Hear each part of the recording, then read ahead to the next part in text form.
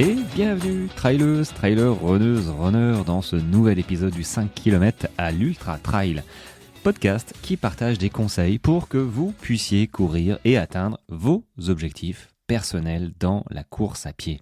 Et bonjour, première capsule de cette semaine. Alors, j'espère que tu es en forme, que vous êtes en forme. Aujourd'hui, je vais te débriefer la sortie longue que j'ai fait avec Mélanie, une de mes coachées, dont j'ai la chance d'être à proximité d'elle. On est à, je pense, 45 minutes.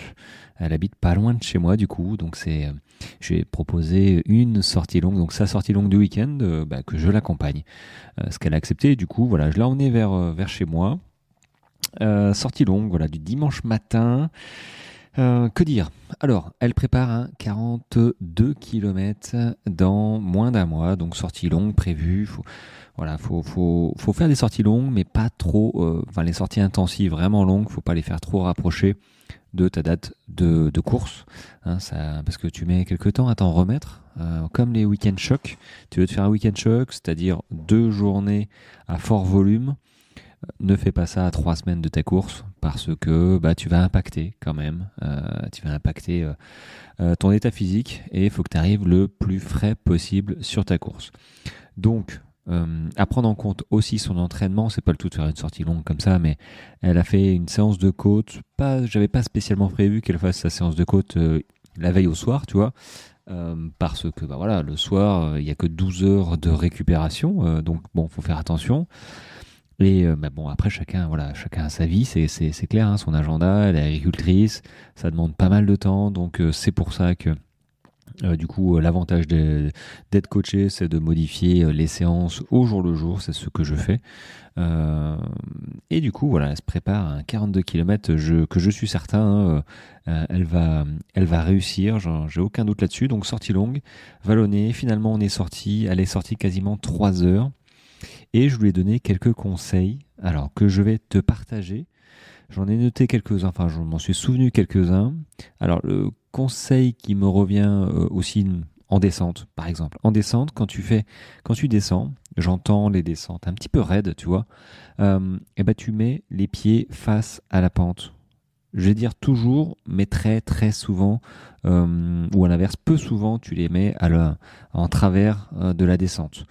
Donc ça c'est une technique entre guillemets, mais je faisais pas mal de randonnées à l'époque quand j'avais 20 ans dans le parc de la Vanoise et on m'avait dit, donc un accompagnateur de montagne m'avait dit ce conseil qui est extrêmement judicieux parce que même si tu glisses, tu vas tomber sur le cul, tu vas tomber sur les fesses. Par contre, si tu glisses, il y a moyen de te faire très mal en mettant ton pied tout le temps en fait, en travers de la pente. Parce qu'il y a un moment, si tu fais ça tout le temps, il y a un moment où ta cheville, les ligaments, ils vont peut-être faiblir. Et il y a un moment où tu vas peut-être te tordre la cheville. Et c'est déjà, ça fait très mal. Mais en plus, en descente, j'imagine pas. Tu dois te casser la binette, mais ça doit faire très très mal en fait. Donc, quand tu descends, petit pas, face à la pente pour bien adhérer à la pente. Que tu cours vite, pas vite, il faut adhérer absolument et mettre la pointe des pieds en avant et surtout face à la pente. Voilà. Deuxième chose, j'ai remarqué qu'elle faisait des grandes foulées. Alors là, on va parler juste entre guillemets de l'économie de course. Moi, je suis un homme, c'était une femme et elle avait des foulées plus grandes que moi. Alors, elle n'est pas toute petite, n'empêche. Ok, j'ai des petites foulées, mais parce que je suis médio-pied, avant-pied, et j'ai pris l'habitude de raccourcir ma foulée, d'augmenter ma cadence pour limiter les impacts et limiter les blessures. Voilà, hop, ça s'est passé. Mais du coup, je l'entendais derrière moi un moment en descente, et bam, bam, bam, bam. Alors que moi, je faisais des pam, pam, pam, pam, comme ça, là, discret, et je l'entendais derrière, je dis, oh là, mais dis donc, t'as une foulée qui est un petit peu lourde. Alors, c'est pas très dérangeant quand tu fais un trail de 20 bornes, mais elle prépare un 40, 42 avec pas mal de dénivelé. Tarn-Valley, voilà. Est-ce que le fait de tabasser comme ça, c'est bon ou pas bon ? Alors moi je te dis direct, c'est pas bon. Pourquoi c'est pas bon ? Parce qu'en fait ça passe sur un trail de 20 bornes. Parce que tu cours 2, 3, 3 heures. Ça passe. Mais si tu répètes comme ça tout le temps, ce genre de foulée, un petit peu traumatisante, voire même beaucoup traumatisante, hein, pour les genoux notamment. Déjà, un, tu casses de la fibre, et deux, tes ligaments, tes articulations de genoux, c'est pas cadeau, quoi. C'est franchement pas cadeau. Donc du coup, sur 42 km, il y a des chances que bah, ça se passe pas forcément très bien sur le long terme de la course. Et qui plus est, après, quoi, si elle veut continuer à s'entraîner, si elle veut passer sur du 60, parce qu'elle m'a posé la question, tu vois, ce genre de choses, mais il faut apprendre un petit peu, améliorer sa technique de course. Je te dis pas de marcher, de courir forcément avant-pied, en minimaliste et compagnie. Je dis juste que les grandes foulées, c'est pas bon. Voilà, il vaut mieux des plus petites foulées cadencées qui limitent les impacts parce que tu multiplies comme ça les appuis, mais le poids sur les articulations est d'autant plus dilué. Donc il faut y penser relativement tôt. À partir du moment où tu fais un sport d'endurance, que tu allonges la distance, bah, essaye de d'économiser tes articulations parce que bah, c'est la clé, quoi. Si moi je commence à avoir mal au genou, ok, il y a peut-être le surentraînement, il y a peut-être quelque chose, mais euh, il y a surtout les impacts. Et le fait de courir avant-pied, bah, ça limite quand même pas mal les impacts et surtout ça réduit. Voilà, ça ne fait pas des grosses foulées. Bah, j'entendais derrière moi quand je courais. Je dis, oh là là, dis donc, calme-toi. Elle me dit, ouais, je sais, mais ouais, ouais. Alors du coup, bon voilà, elle m'a peut-être un petit peu regardé comment je descendais pour copier un petit peu. Mais c'est vrai que ça demande un apprentissage parce que c'est pas forcément. Moi, je me souviens au début, je faisais attention 5 minutes, puis après, bah, tu peux pas rester concentré à fond. Donc si tu veux passer avant-pied, médio-pied, raccourcir ta foulée, à faire l'impact sous ton bassin, le plus proche sous ton bassin, pour basculer rapidement sur l'avant, tu peux faire ça par étapes, en fractionné, j'ai envie de te dire. Tu fais ça 5 minutes, puis après tu repasses bah, en foulée traditionnelle, parce que ça te demande moins de concentration. Puis après, quand tu y repenses, hop, tu repasses en avant-pied ou médio-pied, en raccourcissant ta foulée, ce genre de choses. Et tu verras qu'à un moment, tu vas mécaniser, ça va rentrer. Et voilà, tu vas te surprendre peut-être à courir beaucoup plus souvent médio-pied avant-pied avec une foulée raccourcie qu'en attaquant talon, mais surtout sur le devant, voilà, du bassin, ce qui est pas bon, hein. Donc ça, c'est fait. Économie de course. On a parlé de quoi? On a parlé de transpiration salée. Parce que oui, ça aussi, c'est une différence entre un trail de 20 km et un trail de 40. C'est la transpiration et la gestion de la, je vais dire de la sueur, mais la gestion du sel, des électrolytes, par exemple, des crampes, tout simplement. Moi, les crampes, elles arrivent parce que je transpire salé. Alors, j'ai plus de crampes, mais j'avais des sensations de crampes au bout de 30 bornes sur un trail même de 20 en fait. Au bout de 20 bornes, j'avais des sensations de crampes et au bout de 30, je crampais réellement. Ce qui se passait, c'est que, et c'est un médecin qui me l'a dit, c'est que ma transpiration était vraiment salée. Je le voyais, ça me tirait le visage, j'avais des traces blanches, ouais, c'était bon. Et du coup, il m'a dit, tiens, prends, ça fait longtemps que j'en parle, mais prends des pastilles, des gélules de sodium, voilà, avec des électrolytes dedans, mais surtout du sel. Et depuis, voilà, je prends une gélule, ça n'a pas du tout le goût salé, hein, une gélule avec une petite gorgée d'eau à partir de 2-3 heures d'effort. Et clairement, j'ai plus de crampes, j'ai plus de sensations, c'est très bien. Alors je dis pas que c'est la solution, mais si tu as fait un entraînement adéquat, que tu as une nutrition et que ton hydratation est bonne, forcément, bah voilà, faut l'aider parce que si tu transpires en plein été, dans ta boisson isotonique, t'as pas assez de sodium. Voilà, c'est tout. Après, tu peux prendre, il faut prendre exprès des choses, mais il faut du sodium, les électrolytes, c'est gentil, mais il faut vraiment regarder d'avoir une quantité de sel suffisante parce que bah, ce qu'on transpire, c'est compliqué de le récupérer.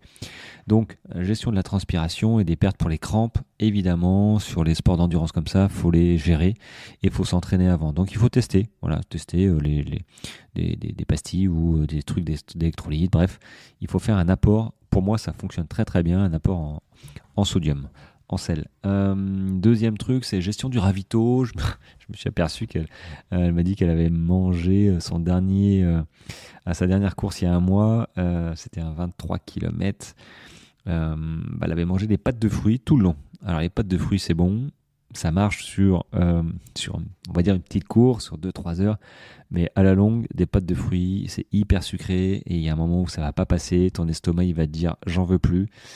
Donc c'est compliqué, donc c'est pour ça qu'il faut changer, faut tester, j'allais dire innover, mais il faut surtout tester avant la course. Donc si tu comptes te nourrir que de pâtes de fruits sur un 40 km, ça risque de pas bien se passer. Voilà.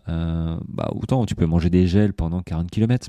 Ça passe parfois, hein. Enfin ça passe, hein, mais chacun est différent. Et puis si après tu veux faire un 60, un 80, un 100, les gels ont clairement leurs limites, quoi.